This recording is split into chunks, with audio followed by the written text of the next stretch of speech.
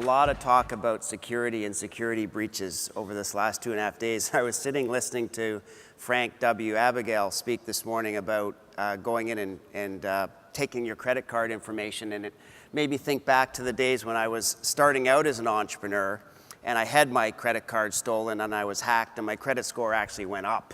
So it's not all bad. Glass half full guy.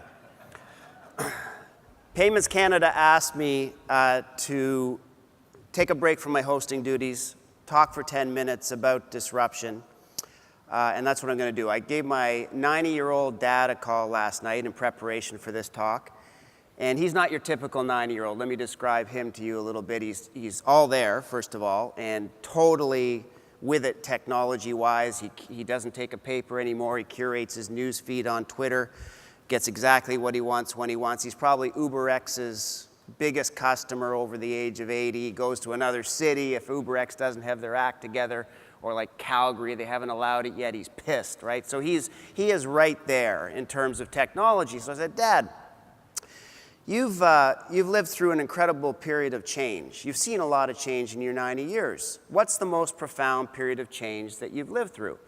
So he proceeded to tell me a story that I've heard 37 times before about him coming over as an immigrant on the boat. And he said, look, you know, the sound that will forever be ingrained in my mind is the sound that the propeller made when it caught a piece of water and went up, and it was a short boat, so up over the wave, and then the propeller would push air at the top of the wave, and that difference in the sound of the propeller will be forever ingrained in his mind. So he said to me, look, when they invented the jet engine, that was huge, right? Because I felt like my world changed overnight. It became smaller almost instantly. It wasn't an 8-day trip to get back to my homeland. I could stay in touch with people. It was a 5-hour flight. It profoundly changed my life. So I'm 56, 57, in and around there, and I know I'll never live through as profound a period of change as I did in the mid-90s, right? When this whole internet thing became commercialized, I felt like my whole world just shrunk overnight. You know, there's no such thing as a secret anymore. You could stay in touch with people on the other side of the planet. I mean, you understood cultures that you would never have had a chance to visit. The world, my world, became a very small place. Profound period of change. I would argue that we're in the second most profound period of change that most of us are going to experience in our careers. And it has to do, and we've talked a lot about this over the last couple of days, it has to do with the amount of data. Each one of us in here today is connected. We've all got our phones. My job is to keep you looking up rather than looking down. I try and do that. But the point is, we're not only connected to each other, but we now have the capability of being connected to every piece of equipment, big, small, down to the tiniest grain of sand, if we so choose, has the power to have an IP address affixed to it. And that has resulted in an incredible generation of data. Now, I've got a 12 and a 15-year-old. I can tell you firsthand that a lot of the data that's getting generated is worthless. It's not worth anything. And a whole different talk on that. But some of it is quite useful. And my job as an investor now is to separate the people that are taking good use of the data and applying it to meaningful things versus the wasted data. And you know, that's what I proceed to do. So when I look at that period of change, and I'm obviously not a PowerPoint guy, but I think the slide goes something like this. I think we've actually produced more data in the last year than we have since the start of mankind, right? It's a year and a half, a year. It's been a big transfer. I'm going back to caveman carving on the walls through the scribes, the legal battles of the 80s. I mean, we've generated a lot of paper and a lot of data. We've done more in the last year than we have since the beginning of man. Incredible. So the impact on us by vertical, we all share one thing in common in this room. We're all consumers. And Brian alluded to it a little bit in his talk. It's never been a better time to be a consumer when you think about it, right? There's no excuse for overpaying for anything. Just means you got a little lazy. You didn't click one more time for the next best deal or the next thing up. There's no excuse for overpaying. The choices, I refuse to drive downtown Toronto anymore. As long as Uber's in business, I'm not driving downtown and paying the rates to park under the towers, price of a small vacation. I'm taking advantage of Uber. I don't go anywhere in the world without at least checking in with Airbnb to see if I can get a better experience at a lower cost. Got to check. I'm not going to own music anymore as a consumer. Why would I own music? Why would I own film? Why would I own content? Why would I store that? I'm going to pay a low monthly rent and consume as much as I want. Never been a better time to be a consumer. Power is there. As an entrepreneur in the tech sector, it's the best of times and the worst of times, right? It's the best of times because it's never been easier to get into business. I built a business called Lavalife, started in the late 80s through the 90s, early 2000s. And if you gave me 2 smart programmers and 1/70th the amount of capital that I put into building that business, I could knock Lavalife off in 6 weeks, right? The cost of building technology has come out of the system completely. That's the good news. The bad news is it's never been easier to get into business as an entrepreneur. It's the flip side. So as soon as you get an idea, and I spent a lot of time with the fintech entrepreneurs in the startup lounge over the last 2 days, as soon as you get an idea, you got to go, right? Because there's no technology barrier to entry anymore, and as soon as you've started to solve a problem, people are going to see that, and they're on your tail, which is very good news for me as an investor because they need money to grow quickly, but it's become a sales and marketing barrier, not a technology one anymore. If you're a small, medium-sized business, fantastic time because there's no excuse not to know every last thing about your customer. All the power that I have as a consumer is available to you as a small, medium-sized business, right? So if you don't have people in your organization that understand how to track consumer habits, how to drive traffic to whatever your offering is, how to understand the difference between what a customer is worth or what it costs to get them and what they're worth. Those people are out there. They're coming out at an increasing rate out of our schools. Make sure you get people in your organization that are like that. Large enterprise, there's a lot of large enterprises today in this stage of disruption with CEOs that are waking up in the middle of the night wondering where they're going to get hit next, right?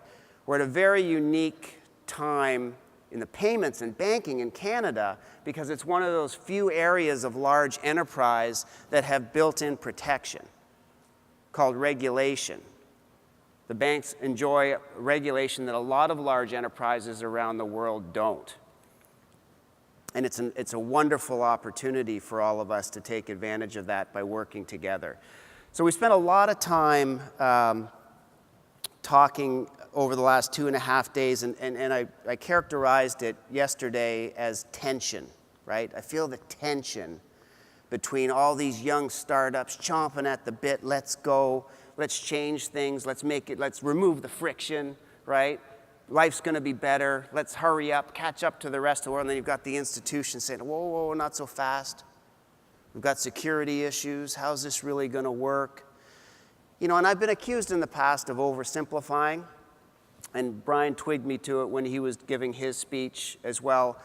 You know, he talked about what problem are we trying to solve, right? And I want to talk a little bit about that because to me it's everything. You know, when I hear these new ideas and I hear the amount of money that we're putting into blockchain solutions without really understanding how big the problem is that we're trying to solve, it goes back to a very fundamental lesson for me as an entrepreneur. If you're solving a big problem, it means that you're going to have to spend a lot less money to get people interested in the problem that you're solving. And if they turn out to be worth something to you, you've got the basis of an industry changer, you've got the basis of a business. If the problem's not that big, it's going to cost you a fortune to get people interested. Sort of business 101. I spent 3 years on this show called The Dragon's Den. And here's how this show basically worked. You had 230 business pitches came at us in about a 20-day period, right? And I found, and the business pitches were about 40 minutes long, and they edited it down to about the 7 minutes that you saw on TV. And 3 years was enough for me, because a lot of the pitches, as much as I like new ideas, they spent the first 33 minutes of the 40 minutes they had trying to convince you there was a human need for the product, that they were really there was a problem they were solving with this thing. And if they could get you there, then the last 7 was, well, what do you think of my idea? And I'll tell you, my last pitch, year 3, brought it all home for me, and I'll tell you the story very quick because I don't have a ton of time, but this woman came out on the stage. And for those of you that aren't from Toronto, she lives in Rosedale. Now, Rosedale is the place for you out-of-towners that people go when they made too much money and they want to sort of shield themselves from the common man. Kevin O'Leary lives in Rosedale, right? So out she comes, and she has a dog carriage, right? And being from Rosedale, this wasn't any normal dog carriage. This thing was beautiful. It was 4-wheel drive, the paint job to die for, latte holder, umbrella for her, umbrella for the dog. And this dog carriage, the purpose of it was to take your dog to the park when your dog got too old to walk themselves there, right? So that year, I'm sitting down 2 from the end, and Jim Treliving, he's the guy that started Boston Pizza. He grew up in a town called Vernon, Manitoba, which was population about the size of this room. It was very rural, and this didn't make the edit. But I leaned forward and I said to Jim, just out of curiosity, what would happen to a dog in Vernon when it got too old to walk itself to the park, right? And you know the answer.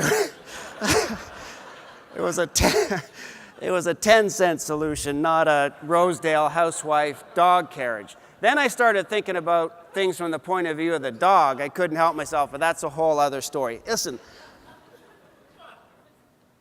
solve a real problem is my point. The other thing I picked up over this last 2.5 days was 2 of the keynotes, Minaris and ATB,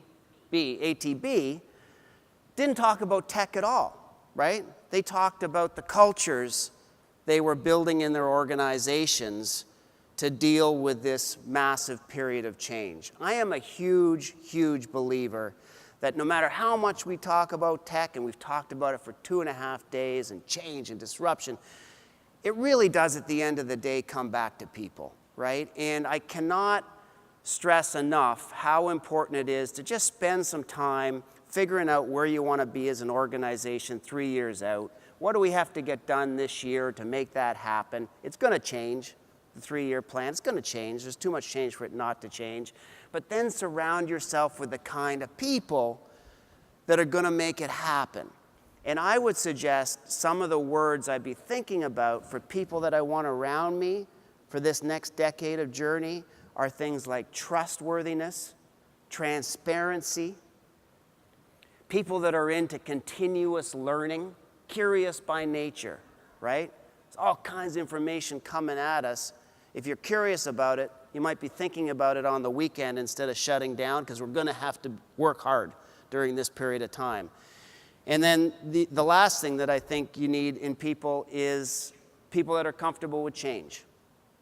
I mean, there still are some industries that have a moat around them that you can maybe finish your career without experiencing that unsettling feeling for some, that we're in the middle of some change, but they're a dying breed, right? We are changing rapidly, and if you get people around you that are curious by nature, that are comfortable with change by their nature, because I'm a firm believer that we don't fundamentally change as people past the age of about 11, right? So you might as well, instead of trying to change people, attract people to your team that have the characteristics that are conducive to the times that we're in. Then I think we're going to be fine.